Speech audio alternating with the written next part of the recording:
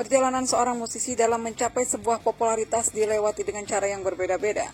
Ada yang mudah, ada juga yang berliku.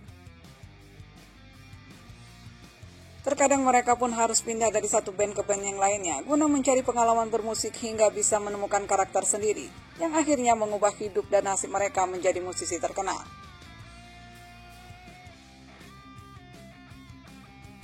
Banyak musisi yang memulai perjalanan bermusiknya dengan band yang awalnya menjanjikan, namun ternyata di tengah jalan justru tidak sesuai harapan. Entah bandnya bubar, atau bertahan hanya seumur jagung, atau hanya terkenal sesaat. Ada juga karena bandnya tidak berkembang, sehingga mereka memutuskan untuk pindah ke band yang lebih menjanjikan. Dan siapa sangka setelah memutuskan untuk pindah ke band lain, musisi ini menjadi lebih terkenal dari sebelumnya.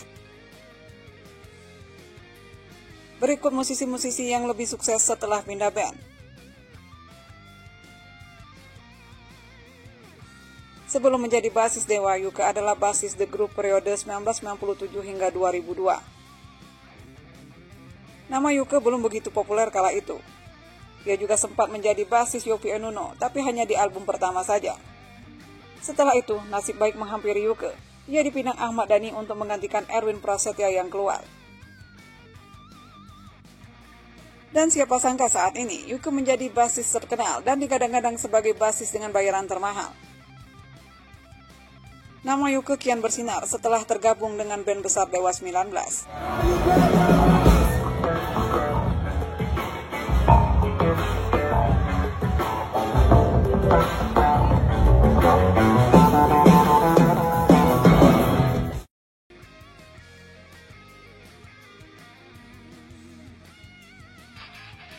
Era 90-an tren musik punk memabah tanah air, sehingga banyak bermunculan band-band dengan genre funk, salah satunya adalah Funky Kopral. Dan Onci pun menjadi salah satu personilnya.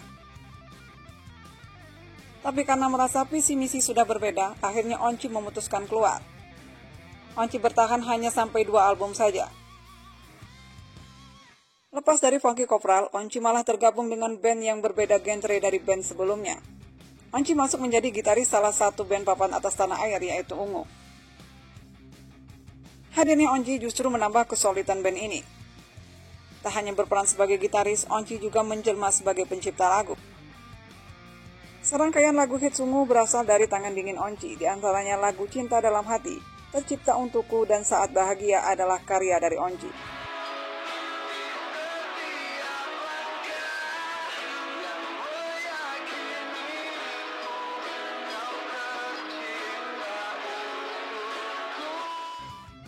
Nama Onci pun semakin populer setelah ia menjadi gitaris Ungu. Banyak kaum hawa yang mengidolakan ex-gitaris Funky Kopral ini karena ketampanan wajahnya.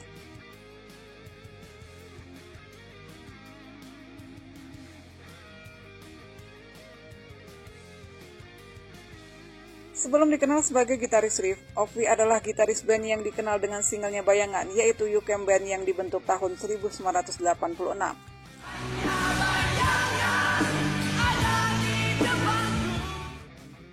Yukem ini juga termasuk band rock yang cukup diperhitungkan keberadaannya di belantika musik tanah air.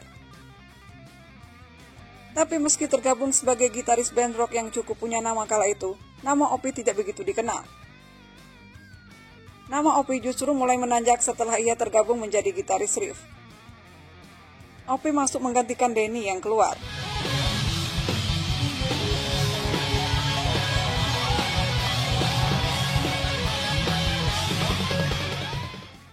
Ovie keluar dari Yukem setelah merilis album kelima bertajuk Ku Ingin.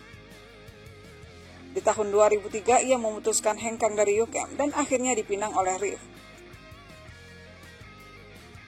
Kehadiran Ovie mampu membawa Riff menjadi salah satu band populer di tanah air. Style Ovie yang rock and roll menjadikan ia semakin dikenal luas pencinta musik.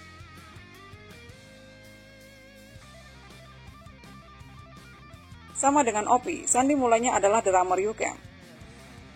Setelah Ovie keluar, menyusullah Sandi mengikuti jejak Ovie yang memutuskan hengkang dari Yukem. Tapi Sandi bertahan sampai album ke-6 bertajuk Melangkah yang dirilis tahun 1998. Setelah itu Sandi keluar untuk menerima pinangan pas band, menggantikan drummer mereka yang keluar yaitu Richard Muter. Setelah bergabung dengan Pasben, karir Sandi pun semakin melejit.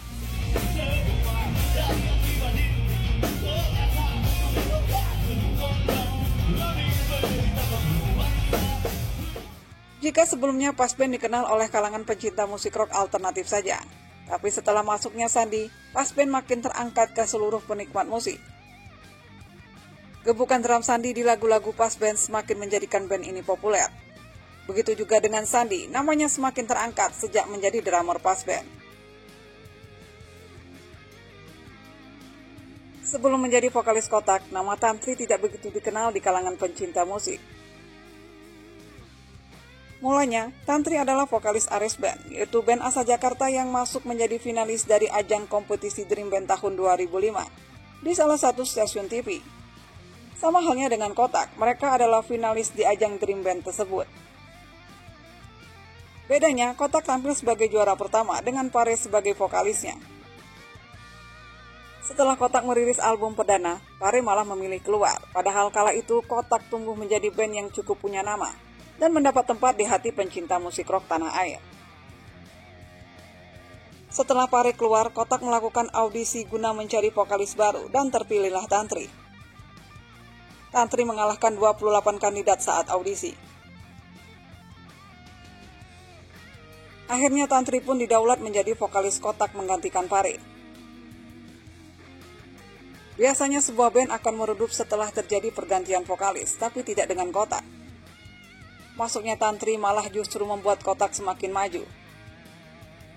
Karakter vokal Tantri yang lebih ngerok daripada vokalis sebelumnya menjadikan Kotak semakin melejit karirnya. Demikian juga dengan karir Tantri, namanya semakin terkenal setelah menjadi vokalis Kotak.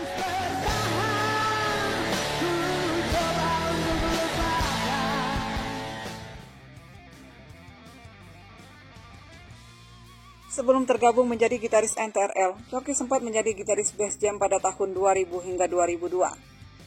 Ia juga sempat menjadi gitaris Death Squad. Dan siapa sangka, Coki kini menjelma menjadi gitaris di genre musik funk yang sangat berbeda dengan genre band sebelumnya.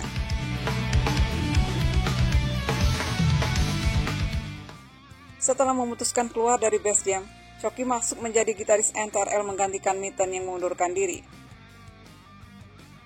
Masuknya Coki memberi warna baru dengan petikannya, menjadikan NTRL semakin terasa melodik punknya. Coki pun tumbuh menjadi gitaris yang mampu melintasi berbagai genre musik, dan ini membuat namanya pun semakin populer.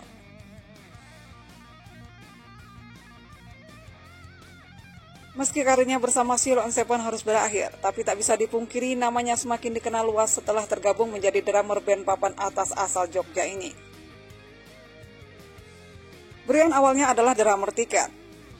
Bandnya ini sempat populer di awal tahun 2000-an lewat album self-titled dan Sebuah Anugerah yang sukses melahirkan single hits Abadilah dan Cinta yang lain. Namun di tahun 2003 Brian memutuskan keluar, dan di tahun 2004 ia resmi menjadi drummer Sheila on Seven menggantikan posisi Anton. Nama Brian semakin populer semenjak ia menjadi drummer Sheila on Seven. 18 tahun lamanya ia menjadi drummer band ini, bukan waktu yang singkat. Setelah 18 tahun berkarir bersama, nasib apes menimpa Brian. Ia dikeluarkan oleh manajemen Sheila on Seven. Sheila on Seven mau lanjut lagi kapan belum tahu. Belum tahu mau lanjut lagi kapan. Tapi nanti kalau mau lanjut, kayaknya nggak bisa sama aku. Berarti lu dikeluarin dong, Mas? Ya mungkin bisa dibilang begitu. Cuman ya kan yang rumor yang beredar kan gue hengkang, katanya gue mengundurkan diri.